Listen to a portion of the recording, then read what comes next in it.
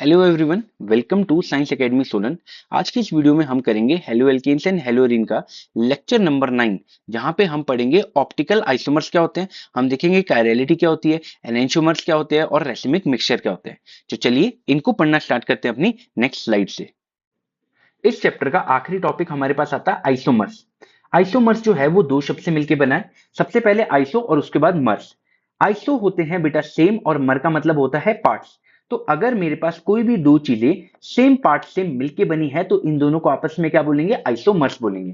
लेकिन हमने केमिस्ट्री में क्या करना है बेटा, हमने केमिस्ट्री में जो सेम चीज होगी या सेम पार्ट होगा वो हमारे पास होगा मॉलिक्यूलर फॉर्मूला, और जो डिफरेंट होंगे वो हमारे पास होंगे ऑर्गेनिक कंपाउंड।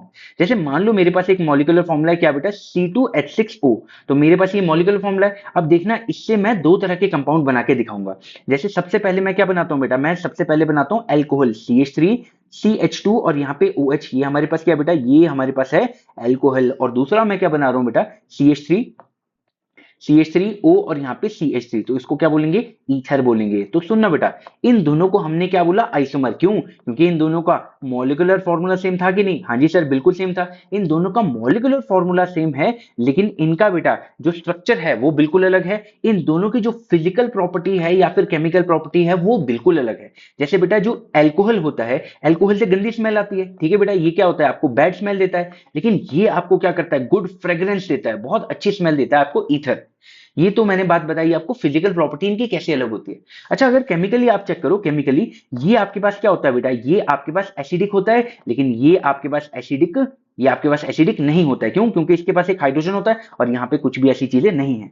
अच्छा, दूसरी बात क्या है, इसको पी के क्या होता है, इसको पी के नशा होता है, ठीक है, लोग दारू पीते हैं। अच्छा, इसको पी के ऐसा कुछ भी नहीं होता है। तो इन दोनों की फिजिकल प्रॉपर्टी और केमिकल प्रॉपर्टी बिल्कुल अलग होती है। तो इन दोनों में क्या सेम है बेटा, सिर्फ इनका मॉलिक्यूलर फॉर्मूला सेम है, लेकिन इनका फिजिकल प्रॉपर्टी, केमिकल प्रॉपर्टी और इनके स्ट्रक्चर बिल्कुल अलग है। तो इन दोनों को आपस में क्या बोलेंगे बेटा, हम आइसोमर्स बोलेंगे। तो चलिए सबसे पहले इसकी डेफिनेशन चेक करते हैं। तो बेटा आइसोमेरिज्म का क्या मतलब है, सेम मॉलिक्यूलर फॉर्मूला। तो इन दोनों का सेम मॉलिक्यूलर फॉर्मूला है कि नहीं? तो चलिए इसको रीड करते हैं। तो सुनना, when two or more than two compound having the same molecular formula but different physical property या chemical property या both, और both physical और chemical property are called isomer। अगर दो कंपाउंड की मॉलिक्यूलर फॉर्मूला सेम है लेकिन इनकी फिजिकल प्रॉपर्टी और केमिकल प्रॉपर्टी या फिर दोनों अलग अलग है, तो इन दोनों को आपस में क्या बोलेंगे, आइसोमर्स। और बेटा इनके इसी फिनोमिना को आप क्या बोलेंगे, आइसोमेरिज्म। तो ये बात आपको ध्यान से पता होनी चाहिए। तो बेटा जब मैं इंटरनेट पे आइसोमेरिज्म का एग्जांपल चेक कर रहा था तो मेरे पास एक पिक्चर आई, जहां पे हमारे पास जो पॉलिटिशियन है योगी जी, और यहाँ पे जो एक्टर है हमारे पास विन डीजल, इन दोनों को क्या बता के रखा था, आइसोमर। आइसोमर का क्या मतलब है, आइसो मतलब सेम, इनके पास क्या है, सेम। और कौन सा पार्ट है, फेस। तो इनकी फेस बिल्कुल सेम सेम से लगते हैं, तो इसीलिए इन दोनों को भी क्या बोल सकते हैं हम, इन दोनों को भी हम क्या बोल सकते हैं बेटा, आइसोमर। लेकिन इनके फेस तो सेम है, लेकिन इनके प्रोफेशन बिल्कुल अलग है। एक हमारे पास पॉलिटिशियन है इंडिया के, और एक हमारे पास हॉलीवुड के एक्टर है। तो इन दोनों को भी हम क्या बोल सकते हैं, ये दोनों भी हमारे पास क्या होंगे, आइसोमर का एक एग्जाम्पल हो सकते हैं। नेक्स्ट हमारे पास आता है आइसोमेरिज्म की क्लासिफिकेशन। देखो आइसोमेरिज्म या आइसोमर्स को हम दो तरीके से क्लासिफाई करते हैं। एक हमारे पास होता है स्ट्रक्चरल आइसोमेरिज्म, और एक हमारे पास होता है स्टीरियो आइसोमेरिज्म। यहां पे क्या होता है बेटा, कनेक्टिविटी, जो दो चीजों की जो दो सेम मॉलिक्यूलर फॉर्मूला है, वहां पे जो कनेक्टिविटी है वो बिल्कुल डिफरेंट है। लेकिन यहाँ पे तो आपके पास जो कनेक्टिविटी भी है वो बिल्कुल क्या होती है, सेम होती है। यहाँ पे जो एग्जांपल हमारे पास आते हैं, सबसे पहले आता है बेटा चेन आइसोमर, उसके बाद होता है पोजीशन आइसोमर, फिर आता है रिंग चेन आइसोमर, फिर आता है फंक्शनल आइसोमर, उसके बाद होता है मेटामेरिज्म, और सबसे ज्यादा इंपॉर्टेंट हमारे पास आता है टॉटोमेरिज्म। देखो ये सारी चीजें हमने क्लास 11 में पढ़ रखी है, क्लास 11 में हमने पढ़ के रखी है। और ये वाली जो चीज है, हमारे पास एक चैप्टर आएगा एल्डिहाइड एंड कीटोन, वहां पे मैं आपको बताऊंगा टॉटोमेरिज्म के बारे में। तो ये हमारे पास क्लास 11 का सिलेबस था। नेक्स्ट हमारे पास आता है स्टीरियो आइसोमेरिज्म। स्टीरियो आइसोमर को हम दो तरीके से फर्दर क्लासिफाई करते हैं। सबसे पहले आता है बेटा कन्फिगरेशनल आइसोमर, और उसके बाद आता है कन्फॉर्मेशनल आइसोमेरिज्म। कॉन्फिगरेशनल आइसोमेरिज्म हमारे पास दो तरीके से डिवाइड होता है, एक होता है ज्योमेट्रिकल और एक होता है ऑप्टिकल आइसोमर्स। देखो ज्योमेट्रिकल आइसोमर्स में आपने पढ़ा होगा सिस और ट्रांस आइसोमर, लेकिन हमको वो भी नहीं पढ़ना है। हमको तो क्या पढ़ना है बेटा, यहाँ पे इस चैप्टर में हमको पढ़ना है ऑप्टिकल आइसोमर्स। लेकिन ऑप्टिकल आइसोमर को पढ़ने से पहले हमें कुछ एक बेसिक्स जानना है, तो उसको पढ़ना स्टार्ट करते हैं। नेक्स्ट टॉपिक हमारे पास आ रहा है ऑप्टिकल एक्टिविटी या फिर पोलैरोमीटर। देखो ऑप्टिकल एक्टिविटी और पोलैरोमीटर का क्या रिलेशन है, आओ चलिए इसको पढ़ना स्टार्ट करते हैं। मान लो हमारे पास एक नॉर्मल लाइट है। नॉर्मल लाइट क्या होती है, जैसे हमारे पास बल्ब होता है तो बल्ब की लाइट जो होती है वो हर डायरेक्शन में मूव करती है, तो हमारे पास ये होता है नॉर्मल लाइट। तो नॉर्मल लाइट में हमारे पास जो फोटोन होते हैं वो हर डायरेक्शन में मूव कर रहे होते हैं। अब हमने इस लाइट को, जो नॉर्मल पोलराइज लाइट है, इस लाइट को हमने निकोल प्रिज्म से पास करवाना है और हमारे पास कुछ एक ऐसी लाइट निकलती है जो कि प्लेन पोलराइज होती है, या फिर इसको बोलते हैं monochromatic monochromatic beam of light, beam of light. तो हमारे पास एक ऐसी लाइट निकलती है जो कि मोनोक्रोमेटिक है। उसका क्या मतलब है, इनके जो सारे फोटोन है वो एक ही लाइन में अलाइंड हो जाते हैं। तो ये होती है हमारे पास नॉर्मल लाइन और ये हमारे पास होती है प्लेन पोलराइज्ड लाइट। तो ये कैसे मिलती है बेटा, हमको प्रिज्म से पास करवा के। अब इस प्लेन पोलराइज्ड लाइट को हमने क्या करवाना है, जो हमारे पास सैंपल है, जो भी हमारे पास केमिकली या ऑर्गेनिक या कंपाउंड है जिसकी हम क्या चेक कर रहे हैं बेटा, ऑप्टिकल आइसोमर है या नहीं है, तो इस लाइट को हमने यहां से पास करवाना है। अब देखो हमारे पास क्या होगा, इस लाइट के साथ में दो चीजें होगी। या तो जैसे ही आपका ये लाइट इससे पास होती है तो या तो ये बिना डिफ्लेक्शन शो किए पास हो जाएगी या फिर ये डिफ्लेक्शन शो करेगी। देखो अगर तो ये लाइट जैसे आ रही है वैसे ही पास हो जाती है तो इस तरह के कंपाउंड को, जो हमारे पास यहाँ पे कंपाउंड है, उसका क्या मतलब है, इसने इसके साथ में कोई भी बिहेवियर नहीं दिखाया है, तो इस तरह के कंपाउंड को आप क्या बोलेंगे, ऑप्टिकली इनएक्टिव कंपाउंड। क्यों, क्योंकि इसने प्लेन पोलराइज लाइट के साथ में कोई भी रिलेशन नहीं दिखाया और ये क्या हो गया बेटा, ऑप्टिकली इनएक्टिव कंपाउंड। लेकिन अगर ये इस सैंपल के साथ में कोई ना कोई रिलेशन दिखा रहा है या कोई ना कोई डेविएशन शो कर रहा है, तो वो कैसे कैसे डेविएट करेगा। अगर प्लेन पोलराइज लाइट हमारे पास सीधी सीधी जा रही है तो या तो वो राइट साइड को डेविएट करेगा या फिर वो लेफ्ट साइड को डेविएट। राइट साइड का क्या मतलब है, वो क्लॉकवाइज भी रोटेट कर सकता है और या फिर वो बेटा एंटी क्लॉकवाइज भी रोटेट कर सकता है, लेकिन कर तो रहा है ना डेविएट। तो इस तरह के कंपाउंड को आप क्या बोलेंगे, ऑप्टिकली एक्टिव कंपाउंड। तो सुनना बेटा, वो सारे कंपाउंड, सुनना, सैंपल के वो सारे कंपाउंड जो प्लेन पोलराइज लाइट के साथ में डेविएशन शो करते हैं, इधर टुवर्ड्स राइट और इधर टुवर्ड्स लेफ्ट, या इधर टुवर्ड्स क्लॉकवाइज और इधर टुवर्ड्स एंटी क्लॉकवाइज, उन तरह के सब्सटेंस को क्या बोलते हैं, ऑप्टिकली एक्टिव कंपाउंड। लेकिन अगर मान लो मेरे पास जो प्लेन पोलराइज लाइट है, अगर अगर कंपाउंड आपका प्लेन पोलराइज लाइट को रोटेट नहीं कर सकता है या फिर जैसे आया विदाउट डेविएशन वैसे ही निकल गया, तो उस तरह के कंपाउंड को क्या बोलेंगे आप, ऑप्टिकली इनएक्टिव कंपाउंड। तो ये बात आपको पता होनी चाहिए। तो चलिए इसको रीड करना स्टार्ट करते हैं। Tendency of a compound to rotate plane polarised light in a particular direction are called optical activity. तो ऑप्टिकल एक्टिविटी क्या होता है बेटा, ऑप्टिकल एक्टिविटी एक वो टेंडेंसी होती है जिसकी जिसकी वजह से जो आपका जो कंपाउंड है वो प्लेन पोलराइज्ड लाइट को क्या कर देता है, रोटेट कर देता है, तो उसको क्या बोलते हैं, ऑप्टिकली एक्टिविटी। और बेटा जो कंपाउंड वो करता है उन कंपाउंड्स को हम क्या बोलते हैं, ऑप्टिकली एक्टिव कंपाउंड। तो सुनना, compound which can rotate plane polarise light in a particular direction, तो वो कंपाउंड जो कि इस प्लेन पोलराइज लाइट को किसी भी डायरेक्शन में रोटेट कर सकते हैं, इधर टुवर्ड्स क्लॉकवाइज और इधर टुवर्ड्स एंटी क्लॉकवाइज, तो उन तरह के कंपाउंड्स को क्या बोलेंगे आप, ऑप्टिकली एक्टिव कंपाउंड। तो ये काफी ज्यादा इंपॉर्टेंट डेफिनेशन थी जो कि आपको पता होना चाहिए। तो मैं कंक्लूड आपको कर देता हूं। मान लो हमारे पास सैंपल है, ये मेरे पास क्या है, प्लेन पोलराइज लाइट, और अगर ये लाइट बेटा नो डेविएशन शो करके आपकी जैसी थी वैसे ही बाहर निकल गई, तो इस तरह के कंपाउंड को क्या बोलेंगे, ऑप्टिकली इनएक्टिव कंपाउंड। लेकिन अगर बेटा इस प्लेन पोलराइज लाइट के साथ में इस कंपाउंड ने जो है वो बिहेवियर कुछ ना कुछ शो किया है, मतलब डेविएशन शो किया है, या तो राइट साइड को या लेफ्ट साइड को, उससे हमें कुछ नहीं लेना, लेकिन वो उस तरह के कंपाउंड को आप क्या बोलेंगे, अच्छा ये आपके पास क्या है, ऑप्टिकली एक्टिव कंपाउंड है। तो ये आपके पास होती है दो काफी इंपॉर्टेंट डेफिनेशंस। नेक्स्ट हमारे पास लिखा है, if a compound rotate the plane polarised light in clockwise direction then it is called dextro rotatory.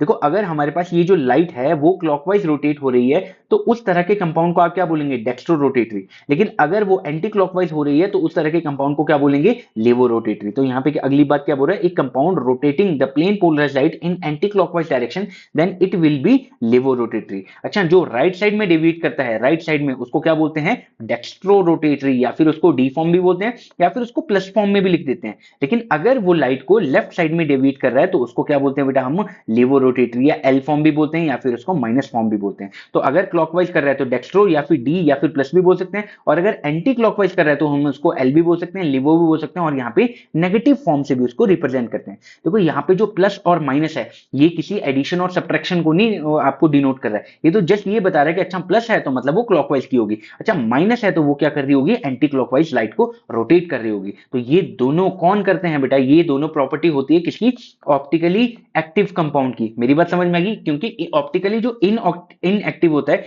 वो तो जैसी लाइट हमारे पास पहली होती है सैंपल से पास होने के बाद भी तो एज इट इज निकल जाती है, तो इस तरह के कंपाउंड को क्या बोलते हैं, ऑप्टिकली इनएक्टिव कंपाउंड। तो वो कभी भी लाइट को रोटेट नहीं करते और कभी भी वहां पे डेक्स्ट्रो और लीवो को एग्जाम्पल आता ही नहीं है। नेक्स्ट हमारे पास आती है ऑप्टिकल आइसोमेरिज्म। क्या होता है, ये काफी ज्यादा इंपॉर्टेंट है, तो इसको ध्यान से पढ़ेंगे। मान लेते हैं हमारे पास दो सैंपल है, एक मैं ऊपर बना रहा हूं टेस्ट ट्यूब और एक मैं बेटा यहां पे बना रहा हूं टेस्ट ट्यूब, नीचे वाली में टेस्ट ट्यूब बना रहा हूं। अब मैंने यहां पे क्या करवाया, प्लेन पोलराइज लाइट को यहां से भी पास करवाया और यहां से भी मैंने क्या किया, पीपीएल, और यहां पे भी मैंने प्लेन पोलराइज लाइट को पास करवाया। अब मेरे पास इसके बाद क्या हुआ, जब मेरे पास जो यहाँ पे डेविएशन निकली, जो यहाँ पे मेरे पास प्लेन पोलराइज लाइट का जो डेविएशन मेरे पास निकला, वो निकला मेरे पास +50 डिग्री, मतलब ये हमारे पास क्या निकला, डेक्स्ट्रो रोटेटरी।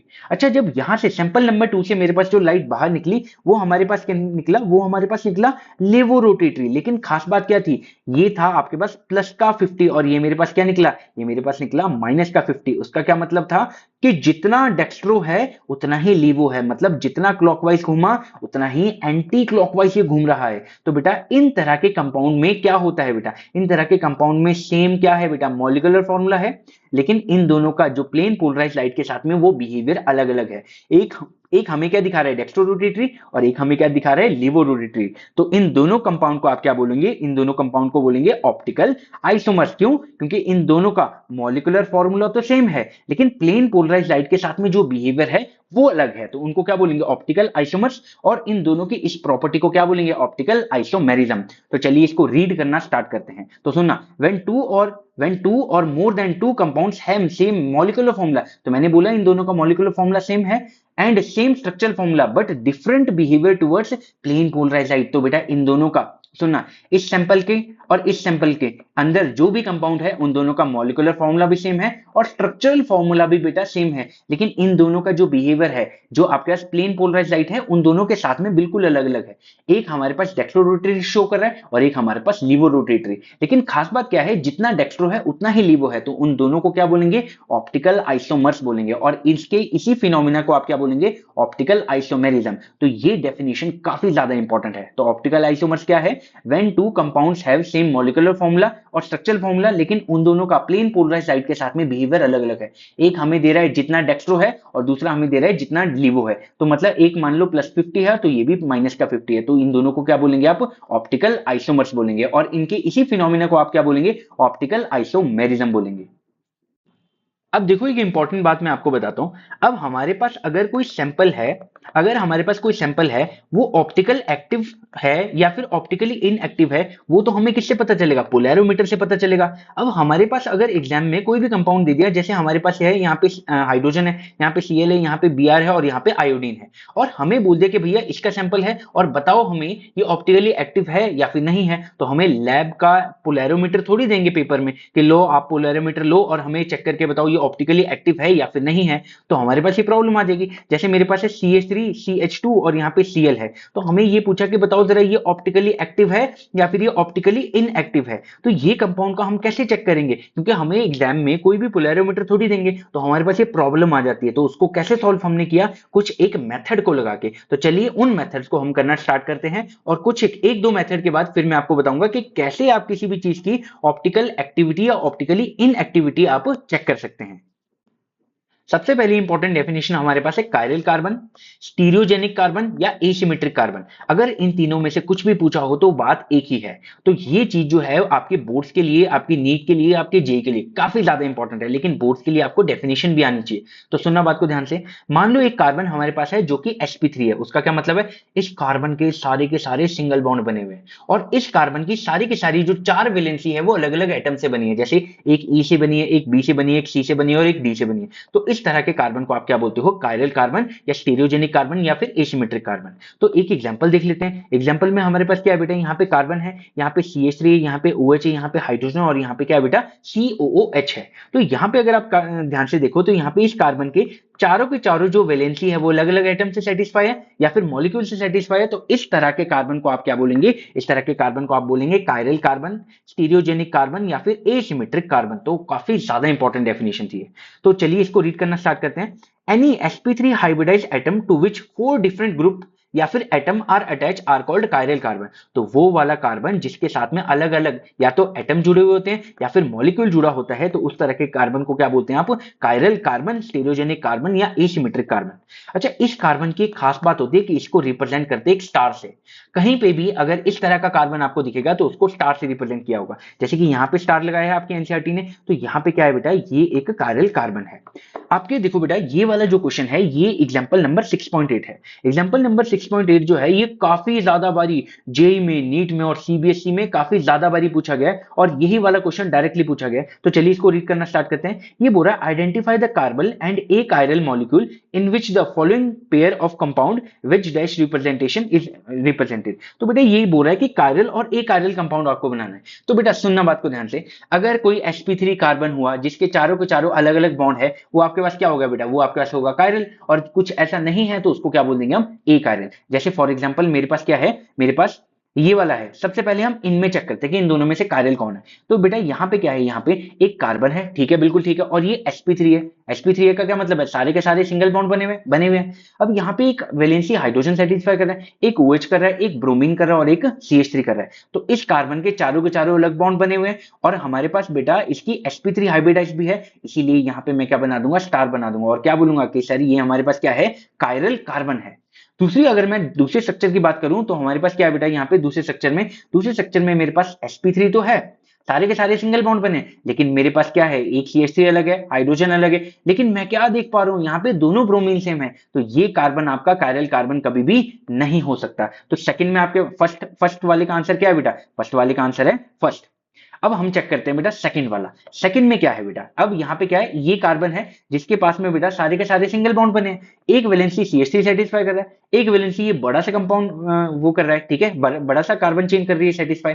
एक हमारे पास OH लगा है और एक हमारे पास हाइड्रोजन लगा है। तो इस तरह के कार्बन को जो कि sp3 है, sp3 हाइब्रिडाइज है और यहाँ पे सारे के सारे जो चारों बॉन्ड है वो अलग अलग एटम या मॉलिक्यूल से बने, तो इस तरह के कार्बन को भी हम क्या बोल देंगे, इस तरह के कार्बन को भी हम बोल देंगे कायरल कार्बन। तो यहाँ पे लिख देता हूं कायरल कार्बन। अब यहाँ पे अगर आप चेक करते हो तो यहाँ पे क्या बेटा, यहाँ पे कार्बन है, ये हाइड्रोजन है, OH है, लेकिन मैं क्या देख रहा हूँ, दूसरी चीज, ये दोनों चीजें दो बार रिपीट कर गई, तो ये मेरे पास कायरल कार्बन नहीं है। तो एक मेरे पास ये हो गया और एक मेरे पास ये हो गया। नेक्स्ट हम क्वेश्चन चेक करते हैं ये वाला और ये वाला। तो बेटा यहाँ पे तो मेरे को, अगर मैं यहीं पे देखूं तो मेरे को यहाँ पे क्या दिख रहा है, कार्बन के साथ में दो हाइड्रोजन सेम दिख रहे हैं ना, और यहाँ पे कार्बन की एक चेन है और यहाँ पे ब्रोमीन है।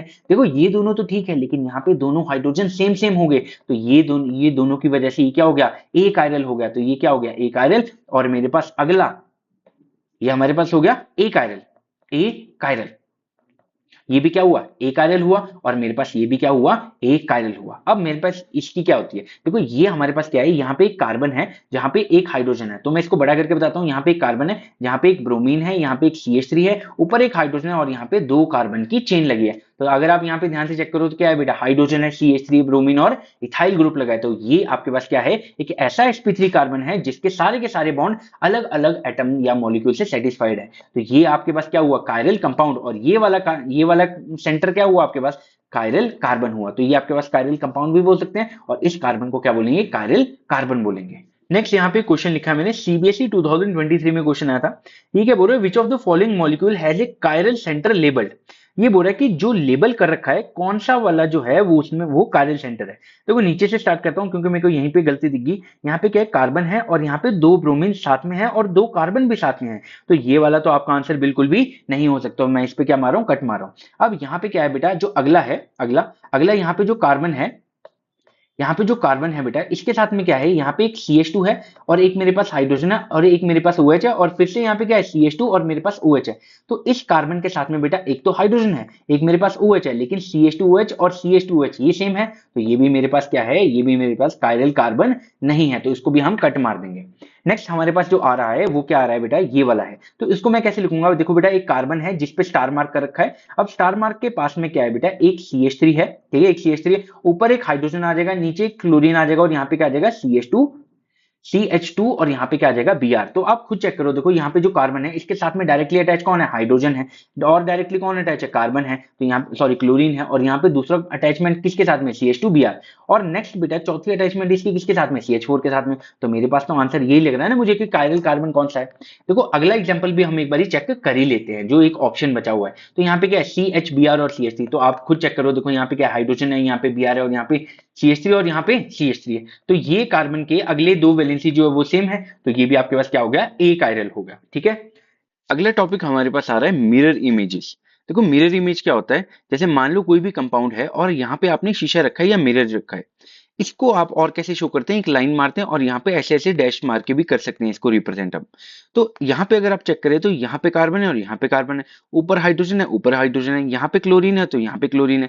अब बेटा नीचे को करके ऊपर ब्रोमीन है और इधर भी ब्रोमीन है, नीचे हाइड्रोजन है और इधर भी हाइड्रोजन है, इधर 6 मेंबर की रिंग है, इधर भी 6 मेंबर की रिंग है। तो मतलब ये दोनों आपस में क्या हुई, मिरर इमेजेस हुई, तो इनको बोलते हैं मिरर इमेज। देखो मिरर इमेज आपके पास दो तरह की होती है, एक होती है सुपर इंपोजेबल मिरर इमेजेस और एक आपके पास होती है non superimposable mirror images. Superimposable mirror images क्या होती है, देखो अगर मान लो कोई भी मिरर इमेज तो है, आपने यहाँ पे मिरर बनाया और यहाँ पे डैश डैश मारा, इसको आपने अगर मिरर इमेज बोल दिया है, और अगर ये वाली इमेज को आप उठा के इस पे एकदम सुपर इंपोज कर पाओ तो उसको क्या बोलते हैं, सुपर इंपोजेबल मिरर इमेजेस। जैसे बेटा मान लो मेरे पास कोई एक कंपाउंड है, तो ये आपस में क्या है, ये आपस में मिरर इमेज है। जैसे यहाँ पे CH2OH है, CH2OH है, यहाँ पे CH2 है और यहाँ पे CH2 है, यहाँ पे मिथाइल है और यहाँ पे मिथाइल है। अगर आप कुछ ऐसा कर सको कि इस चीज को उठा के, जैसे मैं बता रहा हूं आपको, इस चीज को उठा के इस पे रख सको, तो देखो ये सुपर इंपोज कर रही है, क्योंकि जहां पे जो था वहीं पे उसके ऊपर ओवरलैप कर रही है। तो बस इस तरह की मिरर इमेजेस को क्या बोलते हैं, सुपर इंपोजेबल मिरर इमेजेस। मेरी बात समझ में आ गई। तो देखो जब मैंने इसको उठा के इसके ऊपर रखा तो इसके लेफ्ट साइड में हाइड्रोजन था, हाइड्रोजन ही आया, इसके राइट साइड में हाइड्रोजन था, हाइड्रोजन ही आया, ऊपर एल्कोहल था, एल्कोहल ही आया, नीचे मिथाइल था, मिथाइल ही आया। तो इस तरह की इमेजेस को आप क्या बोलते हो, सुपर इंपोजेबल मिरर इमेजेस। जैसे मान लो मेरे पास कोई ग्लास है और यहाँ पे दूसरा ग्लास है, ये इसकी क्या है, मिरर इमेज भी है, लेकिन इस ग्लास को उठा के जब इस इमेज के ऊपर रखेंगे तो वो भी क्या कर जाएगा, सुपर इंपोज कर जाएगा। दूसरी हमारे पास आती है non superimposable mirror images. For example, जैसे मैं आपको पी का बताता हूँ, देखो पी हमारे पास मिरर इमेज तो है, लेकिन जब आपने इसको उठा के इसको इसके ऊपर रखा तो उसने कुछ ऐसी इमेज बनाई। वैसे ही हमारे पास क्या है, बी की इमेज है। मान लो बी की इमेज मेरे पास ये बन रही है, लेकिन जब इसको उठा के इसके ऊपर रखेंगे तो वो सुपर इम्पोज नहीं करेगी। तो जैसे मेरे पास एक एग्जाम्पल है, ये कंपाउंड है, यहाँ पे कार्बन है, यहाँ पे कार्बन, यहाँ पे OH है, यहाँ पे OH है, यहाँ पे एल्कोहल है, CH2OH है, और यहाँ पे भी CH2OH, यहाँ पे मिथाइल है, यहाँ पे मिथाइल, यहाँ हाइड्रोजन है और यहाँ पे भी हाइड्रोजन है। शीशे के सामने बेटा क्या है, OH है, शीशे के ऑपोजिट साइड में क्या है बेटा, हाइड्रोजन है। तो ये दोनों आपस में क्या हुई, मिरर इमेजेस। लेकिन जब मैंने इसको उठा के इसके ऊपर रखा, अब आप चेक करो बेटा, जो OH लेफ्ट साइड में है, अब उसके नीचे क्या है बेटा, हाइड्रोजन है, और जो राइट साइड में हाइड्रोजन है उसके नीचे क्या है बेटा, OH है। तो ये सुपर इंपोज यहाँ पे नहीं कर रही है। तो मैंने आपको अभी तक क्या बताया, मैंने आपको बताया मिरर इमेजेस के बारे में। मिरर इमेज क्या होती है, जो शीशे के सामने होता है वही राइट साइड में भी शीशे के सामने होता है, जो उससे दूर होता है वही उससे भी दूर होता है, तो उसको बोलते हैं मिरर इमेजेस। अब वो दो तरह की होती है, एक होती है सुपर इंपोजेबल और एक होती है non superimposable mirror images. अब देखो ये मैंने आपको क्यों बताया, क्योंकि आगे ही हमारे पास डेफिनेशन में आएगा। तो चलिए नेक्स्ट करना स्टार्ट करते हैं। नेक्स्ट काफी इंपॉर्टेंट टॉपिक हमारे पास आ रहा है, कायरल मॉलिक्यूल या फिर कायरलिटी। देखो कायरल मॉलिक्यूल या कायरलिटी क्या होती है, आओ उसको करना स्टार्ट करते हैं। देखो आपकी एनसीईआरटी में एक डायग्राम बना के रखा है, वहां पे जो है हैंड बनाया और यहाँ पे मिरर लिखा है, तो मतलब ये एक दूसरे की क्या है, मिरर इमेजेस है। लेकिन एक कौन सी मिरर इमेजेस है, non superimposable mirror image. जैसे अगर मैं इसको यहाँ पे बताऊं, देखो दो हाथ है और यहाँ पे मिरर रखा है, तो एक दूसरे की मिरर इमेज तो है ही, लेकिन कौन सी है, अगर आप इसको उठा के यहाँ पे रखेंगे तो इसका इसका थंब कहाँ पे था बेटा, लेफ्ट साइड में था, तो इसका थंब कहाँ पे आ जाएगा, इसका थंब आएगा राइट साइड में, जब आप इसको एक दूसरे के ऊपर रखेंगे। तो ये कौन सी इमेज है बेटा, non superimposable mirror images है। तो ये दोनों आपस में क्या है, non superimposable mirror images है। जैसे बेटा आपको क्या दिया है, आपको यहाँ पे पाँव की इमेज दी है, तो यहाँ पे पाँव में क्या है बेटा, मिरर की तरफ कौन है, मिरर की तरफ यहाँ पे थंब है, लेकिन मिरर से अवे क्या है, यहाँ पे सबसे लिटिल फिंगर है। अगर आप इसको इसके ऊपर रखेंगे तो ये जो थंब है ये मेरे पास लेफ्ट साइड में आ रहा है, तो ये जब मैं यहाँ पे बनाऊंगा तो थंब मेरे पास कहाँ पे आएगा, यहाँ पे थंब आएगा। तो ये एक दूसरे की क्या है, मिरर इमेज तो है, लेकिन non superimposable mirror images है। दूसरी मेरे पास क्या आ रही है, एक सुपर इंपोजेबल मिरर इमेज आ रही है। जैसे इसका बेस्ट एग्जांपल क्या है, ग्लास है। ग्लास और ग्लास दोनों एक दूसरे की मिरर इमेज है, लेकिन अगर आप इसको इसके ऊपर रख दोगे तो वो क्या कर जाएगा, सुपर इम्पोज कर जाएगा। अगली बेटा यहाँ पे बेंगल है, बेंगल भी एक दूसरे की क्या है, मिरर इमेज है, और कौन सी है, सुपर इम्पोजेबल मिरर इमेजेस है। यहाँ पे एक और एग्जांपल देके रखा है, सुनना बात को ध्यान से। जैसे यहाँ पे कार्बन है, यहाँ पे COOH है, यहाँ पे कार्बन है, यहाँ पे NH2 है, और यहाँ पे हाइड्रोजन है। अच्छा, सिमिलरली यहाँ पे मिरर है, यहाँ पे कार्बन है, यहाँ पे COOH है, यहाँ पे कार्बन है, यहाँ पे NH2 और यहाँ पे हाइड्रोजन है। तो they both are mirror images of each other. लेकिन अगर मैं इसको उठा के इसके ऊपर रख दूं तो यहाँ पे क्या आ जाएगा, यहाँ पे कार्बन तो आएगा। अब देखो लेफ्ट राइट साइड में क्या है बेटा, हाइड्रोजन, और लेफ्ट साइड में क्या है, COOH है, यहाँ पे कार्बन है, और यहाँ पे क्या आ जाएगा, NH2। तो बेटा ये एक दूसरे के ऊपर नॉन सुपर इम्पोजेबल है। क्यों? क्योंकि नीचे वाले मॉलिक्यूल का COH इस साइड है और ऊपर वाले मॉलिक्यूल का COOH इस साइड है। तो बेटा हमारे पास अभी तक दो तरह की मिरर इमेजेस आई है, एक आई है सुपर इम्पोजेबल और एक आई है नॉन सुपर इम्पोजेबल। अब ये कायरल मॉलिक्यूल क्या होता है वो चेक करते हैं, सुनना। A molecule that is non superimposable on its mirror image are called chiral molecule. तो वो सारे मॉलिक्यूल जैसे कि ये वाला है, ये एक दूसरे की मिरर इमेज के ऊपर सुपर इम्पोज नहीं करता है, तो इस तरह के मॉलिक्यूल को आप क्या बोलेंगे, chiral molecule. And this property of A molecule is called chirality, और इसकी इसी प्रॉपर्टी को आप क्या बोलते हो, कायरलिटी। जैसे मैं आपको एक एग्जांपल बताता हूं, देखो एग्जाम्पल में मेरे पास क्या है, यहाँ पे मैंने कार्बन लिखा है, यहाँ पे मैंने लिखा है, इसको ऐसे लिखते हैं, इसको आप बोर्ड्स में भी लिख सकते हैं। यहाँ पे COOH, यहाँ पे CH3 है, यहाँ पे OH है, और यहाँ पे क्या है बेटा, हाइड्रोजन। अब ये इसकी क्या बन गई बेटा, मिरर इमेज बन गई। ये आपके पास मिरर इमेज बन गई। अब यहाँ पे क्या बना, कार्बन, यहाँ पे OH, यहाँ पे COOH, यहाँ पे हाइड्रोजन, और यहाँ पे CH3। सबसे पहले तो आपको ये पता होना चाहिए मिरर इमेज भी है या नहीं है। तो यहाँ पे मिरर इमेज है, क्यों, शीशे के सामने क्या है बेटा, OH, शीशे से दूर क्या है बेटा, हाइड्रोजन है, और ऊपर क्या है, एसिड, ऊपर भी है एसिड, और यहाँ पे CH3 और यहाँ पे CH3 है। लेकिन अगर आपने इसको उठा के इसके ऊपर रखा तो क्या ये सुपर इम्पोज कर रहा है, क्यों नहीं कर रहा है, क्यों, क्योंकि देखो बेटा ऊपर वाली, देखो इसका OH कहाँ पे, इसका OH है लेफ्ट साइड में, ठीक है, इसका OH कहाँ है, लेफ्ट साइड में, और इसका OH कहाँ है, राइट साइड में। अगर आपने इसको उठा के इसके ऊपर रखा तो वो क्या कर जाएगा, नॉन सुपर इम्पोजेबल। तो ये दोनों क्या है, non superimposable mirror images है, इसीलिए इनको क्या बोलेंगे, इनको हम बोलेंगे कायरल कायरल मॉलिक्यूल्स बोलेंगे। इन दोनों को क्या बोलेंगे, कायरल मॉलिक्यूल्स बोलेंगे। और इन दोनों के इसी प्रॉपर्टी को आप क्या बोलेंगे, कायरलिटी। कायरलिटी, ये दोनों डेफिनेशन काफी इंपॉर्टेंट है। अब देखो हमने ये मिरर इमेज क्यों पढ़ा, हमने ये कायरलिटी क्यों पढ़ा, हमारे पास क्या फायदा हो रहा है इन चीजों को स्टडी करके। देखो अगर आपको याद है, मैंने आपको अभी थोड़ी देर पहले बताया था कि ऑप्टिकली एक्टिव कंपाउंड कौन होते हैं।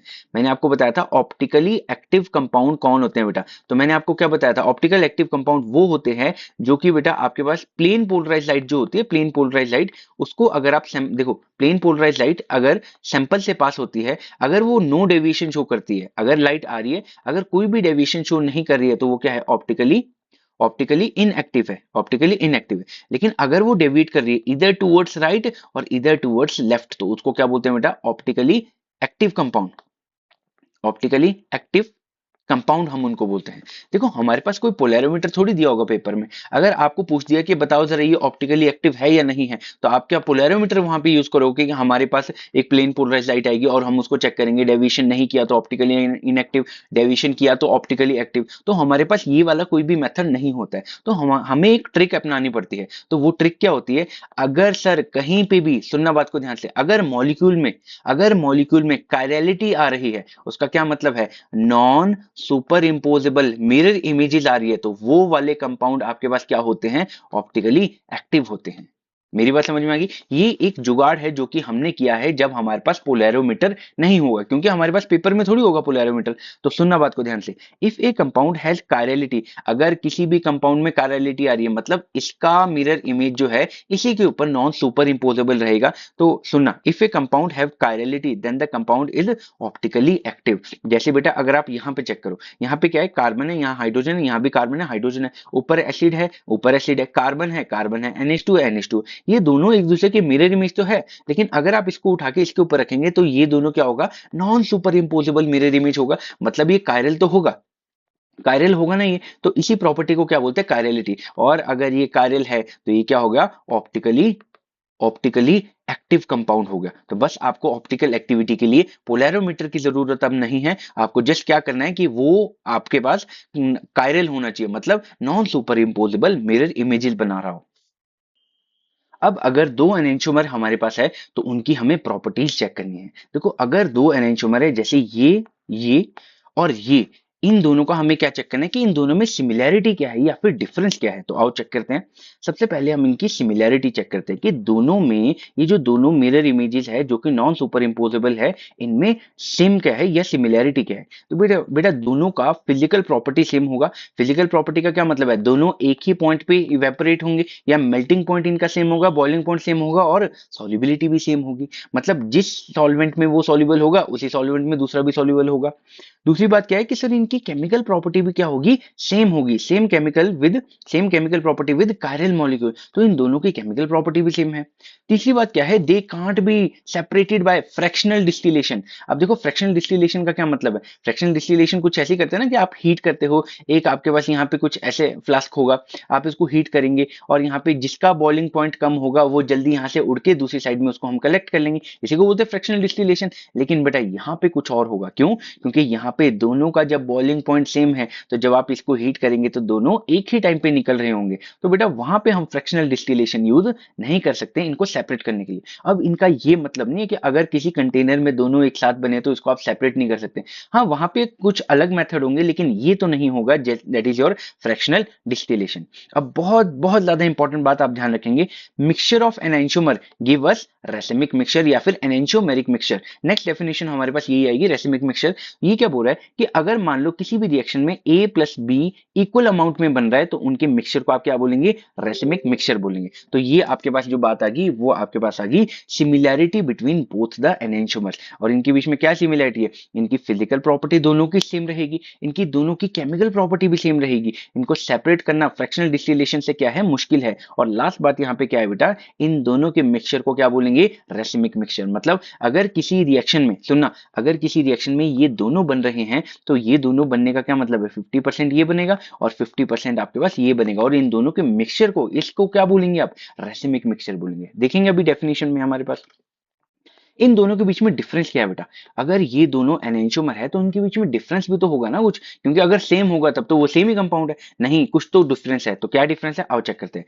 मोड ऑफ रोटेशन का डिफरेंस है, एक बेटा लाइट को क्लॉकवाइज रोटेट करता है, एक लाइट को एंटी क्लॉकवाइज, बाकी इसमें कोई डिफरेंस नहीं है। मतलब अगर आपने प्लेन पोलराइज लाइट को सैंपल से पास करवाया और वो सैंपल आपके पास क्या था, ऑप्टिकली एक्टिव था, मतलब वो रोटेट तो करेगा ना, यहाँ पे बिना रोटेशन को तो नहीं चले जाएगा, लेकिन एक वो क्लॉकवाइज करेगा और एक वो एंटी क्लॉकवाइज करेगा, मतलब एक डेक्स्ट्रो रोटेटरी होगा और एक लीवो रोटेटरी होगा। बस इन दोनों के बीच में ये फर्क है, नहीं तो उनकी फिजिकल और केमिकल प्रॉपर्टी बिल्कुल डिट्टो सेम है।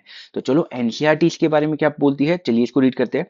An enantiomer possesses identical physical property, ठीक है, namely melting point, boiling point, refractive index. They only differ with the respect to the rotation of plane polarized light. ये सिर्फ plane polarized light की rotation में differ करते हैं। If one of the enantiomer is dextrorotatory, the another is levorotatory. तो आपको ये मैं 10 बारी बता चुका हूं कि एक आपके पास क्या करेगा, एक लाइट को राइट साइड में डेविएट करेगा मतलब डेक्स्ट्रो होगा, और एक एंटी क्लॉकवाइज रोटेट करेगा मतलब लेवो रोटेटरी होगा। तो एनेंटियोमर काफी ज्यादा इंपॉर्टेंट है, इसको आप काफी अच्छे से याद रखेंगे। नेक्स्ट डेफिनेशन हमारे पास आ रही है रेसिमिक मिक्सचर, काफी ज्यादा इंपॉर्टेंट है, चलिए इसको करना स्टार्ट करते हैं। देखो इसको बताने के लिए मैं आपको एक एग्जांपल लूंगा, that is your SN1 mechanism. SN1 में अगर आपने ध्यान से पढ़ा हो तो मैंने आपको बोला था कि इसमें कैसा प्रोडक्ट बनता है बेटा, रेसिमिक मिक्सचर बनता है। तो आओ रेसिमिक मिक्सचर उसी के एग्जांपल से मैं आपको बताना स्टार्ट करता हूं जो मैंने SN1 में लिया था। तो सुनना, हमारे पास क्या है बेटा, टर्शरी एल्काइल क्लोराइड है। तो यहाँ पे क्लोरीन है और यहाँ पे KOH है, तो मैंने आपको बताया था यहाँ पे बैक अटैक तो नहीं हो सकता, तो यहाँ पे 2 स्टेप में चलेगी मैकेनिज्म और फिर जाके आपका पुराना न्यूक्लियोफाइल लीव करेगा और नया न्यूक्लियोफाइल यहाँ पे लग जाएगा। तो इसकी मैकेनिज्म का सबसे पहला स्टेप मैंने क्या बताया था, फॉर्मेशन ऑफ कार्बोकेटाइन। जो आपके पास हेलोजन है वो लीव करेगा और यहाँ पे जो तीन तीन जो ग्रुप लगे थे वो क्या हो जाएंगे, प्लीनर हो जाएंगे। जब ये यहाँ से जाएगा तो यहाँ पे एम्प्टी ऑर्बिटल आएगा, तो ये क्या बन जाएगा, ये आपके पास प्लीनर बन जाएगा। इसको क्या बोलते हैं, ट्राइगोनल ट्राइगोनल प्लीनर स्ट्रक्चर बनते हैं। अब यहाँ पे क्या होता है, हाइब्रिडाइजेशन चेंज हो जाती है, sp3 से क्या बन जाता है बेटा, sp2 बन जाता है। और यहाँ पे अब आता है दूसरा स्टेप आपके पास जो काफी ज्यादा इंपॉर्टेंट है, अटैक ऑफ न्यूक्लियोफाइल। देखो ये वाला स्टेप जो था वो था रेट डिटरमाइनिंग स्टेप, लेकिन ये वाला जो स्टेप है वो है प्रोडक्ट डिटरमाइनिंग स्टेप, कि आपका प्रोडक्ट क्या बनेगा। अब आप खुद चेक करो, क्योंकि ये आपके पास प्लेनर है, ये कार्बोकेटाइन जो है वो प्लेनर है। अब देखो जो न्यूक्लियोफाइल है वो एक बारी ऊपर से भी अटैक कर सकता है और एक बारी नीचे से भी अटैक कर सकता है। अब ऐसे थोड़ी उसकी कोई फेवरेट पोजीशन है कि ऊपर से भी अटैक करेगा या फिर नीचे से भी अटैक करेगा। अब ऐसा भी हो सकता है कि 50% यहाँ से अटैक करे और बेटा 50% यहाँ से अटैक करे। तो बेटा मान लो 50% जो न्यूक्लियोफाइल है उन्होंने ऊपर से अटैक किया, तो आपका न्यूक्लियोफाइल ऊपर आया, जो कि हमारे पास क्या था, देखो यहाँ तो न्यूक्लियोफाइल लिखा है, यहाँ पे OH भी हो सकता है। तो 50% जो है टाइम न्यूक्लियोफाइल कहाँ से अटैक करेगा, ऊपर से, तो ये वाला प्रोडक्ट बनाएगा। और ऐसा भी हो सकता है कि 50% टाइम वो नीचे से अटैक करे और आपके पास ये वाला प्रोडक्ट बने। अगर आप यहाँ पे ध्यान से चेक करो, पहले न्यूक्लियोफाइल कहाँ था, ऊपर था, अब न्यूक्लियोफाइल ऊपर है तो इसको क्या बोलते हैं, रिटेंशन बोलते हैं। लेकिन अब यहाँ पे अगर आप चेक करो तो न्यूक्लियोफाइल कहाँ था, ऊपर था, लेकिन अब कहाँ लग गया, नीचे लग गया, क्योंकि नीचे से अटैक किया है। तो जब हमारे पास किसी भी सॉल्यूशन में 50-50% बनता है दोनों, जो कि दोनों सेम ही है, ये दोनों आपस में क्या है बेटा, ये दोनों आपस में क्या है, मिरर इमेजेस रखते हैं। और कौन सी, non superimposable mirror images. तो मतलब इन दोनों का मिक्सचर, ये दोनों आपस में क्या है बेटा, एनेंटियोमर। और जब दोनों एनेंटियोमर किसी भी रिएक्शन में ऊपर से भी 50% बना, नीचे से भी 50% बना, तो अगर किसी रिएक्शन में दोनों एनेंटियोमर 50-50% बन रहे हैं तो इन दोनों के मिक्सचर को आपने क्या बोल दिया, रेसिमिक मिक्सचर बोल दिया। तो यहां पे रेसिमिक मिक्सचर की क्या डेफिनेशन है बेटा, equimolar mixture of both the enantiomer are called racemic mixture. जब किसी रिएक्शन में दोनों एनेंटियोमर 50-50% बनते हैं, 50% आपके पास डी फॉर्म बनेगा और 50% आपके पास क्या बनेगा, एल फॉर्म बनेगा। मतलब 50% डेक्स्ट्रोरोटेटरी बनेगा और 50% आपके पास लिवोरोटेटरी बनेगा। तो इस तरह के मिक्सचर को आप क्या बोलते हैं जी, इसको बोलते हैं रेसिमिक मिक्सचर। काफी काफी ज्यादा इंपॉर्टेंट डेफिनेशन थी ये। दूसरी बात ये क्या बोल रहा है, racemic mixture is a optically inactive due to external compensation, that is 50% D और 50% एल। अब देखो आप खुद इमेजिन करो, आपके पास एक कंटेनर में क्या है बेटा, 50% डेक्स्ट्रोरोटेटरी और 50% लिवोरोटेटरी है। अब यहाँ पे क्या होगा, 50% जो है वो राइट साइड को डेविएट कर रहा है और 50% जो है लेफ्ट साइड को डेविएट कर रहा है। अब जो 50% राइट साइड को कर रहा है, मान लो वो भी +50 कर रहा है और ये भी -50 कर रहा है, तो ओवरऑल जो ये क्लॉकवाइज रोटेट कर रहा है, ये इसका उल्टा कर देता है, एंटी क्लॉकवाइज। तो यहाँ पे क्या हो जाता है, इफेक्ट नलीफाई हो जाता है। तो इसको क्या बोलते हैं कि ये दोनों क्या है, आपस में ऑप्टिकली इनएक्टिव है। क्यों, क्योंकि अगर ये +50 कर रहा है तो इसको -50 कर दे रहा है, तो वो तो डायरेक्ट सीधा सीधा नहीं हो गया, जैसे ऑप्टिकली इनएक्टिव कंपाउंड होते हैं। तो इसको आपने क्या बोलते हैं, ऑप्टिकली इनएक्टिव होता है दोनों का मिक्सचर। दूसरी बात क्या बोल रहा है, separation of racemic mixture in the D and L form is known as resolution. तो मैंने आपको क्या बोला था, जैसे 50% ये था और 50% ये था, तो आपका सॉल्यूशन अभी क्या है बेटा, सॉल्यूशन अभी है ऑप्टिकली इनएक्टिव। क्यों, क्योंकि दोनों क्या है, 50-50% है। अगर फिर भी आपने इसको सेपरेट करना है बेटा, आपको डेक्स्ट्रो अलग करना है और लीवो अलग करना है, क्योंकि ये दोनों तो अपने आप में क्या है बेटा, ऑप्टिकली एक्टिव है। देखो डेक्स्ट्रो भी ऑप्टिकली एक्टिव है और यहाँ पे लीवो भी ऑप्टिकली एक्टिव है, लेकिन ऑप्टिकली इनएक्टिव क्या है, इन दोनों का मिक्सचर। तो अगर आपने इनको सेपरेट आउट करना है तो उसको क्या बोलते हैं बेटा, रेजोल्यूशन बोलते हैं। देखो एक बहुत इंपॉर्टेंट रिप्रेजेंटेशन यहाँ पे देके रखी है। मान लो हमारे पास एक सैंपल है जहां पे equimolar mixture of dextro and levorotatory है। मतलब यहाँ पे क्या है, मेरे पास है रेसमिक मिक्सचर है। मतलब मेरे पास 50% डी है और 50% मेरे पास एल है। तो जैसे ही मेरे पास प्लेन पोलराइज लाइट यहाँ पे इस सैंपल में एंटर करी, सबसे पहले तो वो क्या करेगा, क्लॉकवाइज रोटेट करेगा। फिर जैसे ही वो लिवो रोटेटरी बन जाएगा, वो क्या करेगा, जितना क्लॉकवाइज किया था, जैसे ये कितना किया था बेटा +50, वैसे ही ये क्या करेगा, उसको -50 कर देगा। तो ये क्या कर देगा, -50 उसको रोटेट करेगा। तो बेटा अगर ये +50 था तो उसका -50 क्या होगा, वो तो सीधा नहीं हो जाएगा। तो जब बेटा 50% ये होता है और 50% ये होता है, तो जितना डेक्स्ट्रो होता है उतना ही लीवो होता है, मतलब जितना क्लॉकवाइज उतना ही एंटी क्लॉकवाइज। तो जब वो सैंपल से लाइट बाहर निकलेगी तो वो क्या होगी, वो ऑप्टिकली इनएक्टिव होगी। मतलब यहाँ पे नेट रोटेशन क्या होगा, 0, क्योंकि 50% क्या था बेटा, क्लॉकवाइज था और 50% क्या था, एंटी क्लॉकवाइज। तो दोनों को इफेक्ट जो है वो नलीफाई हो जाएगा, ये कैंसिल हो जाएगा और ये क्या बन जाएगा, ये आपके पास सीधा सीधा होगा और यहाँ पे इसको क्या बोलेंगे, नेट इफेक्ट इज 0। तो ये क्या बन जाएगा, ऑप्टिकली इनएक्टिव कंपाउंड बन जाएगा। क्यों, क्योंकि पहले भी जैसी लाइन थी वैसी ही लाइन अगर बाहर निकले तो हमने उनको क्या बोला, ऑप्टिकली इनएक्टिव कंपाउंड। तो हमारे पास जो रेसिमिक मिक्सचर होता है वो अकेले अकेले तो क्या होता है, ये भी ऑप्टिकली एक्टिव होता है और यहाँ पे ऑप्टिकली एक्टिव होता है, लेकिन इन दोनों का मिक्सचर 50-50% जो होता है वो क्या हो जाता है, रेसिमिक मिक्सचर, और जो कि क्या होता है, ऑप्टिकली इनएक्टिव होता है। इस वीडियो में इतना ही। वीडियो अच्छी लगी हो तो लाइक करें, अपने फ्रेंड्स के साथ में शेयर करें, इस चैनल को सब्सक्राइब करें। Thank you so much.